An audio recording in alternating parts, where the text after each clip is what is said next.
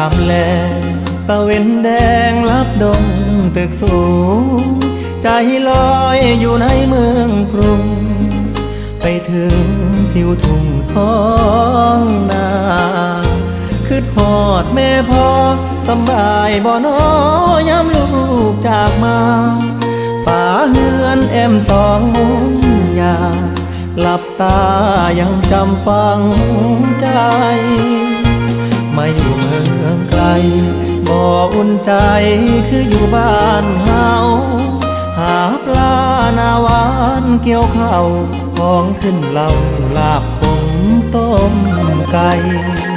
หนาวหมอกจางจางไอดินกลิ่นฟางยังค้างในใจ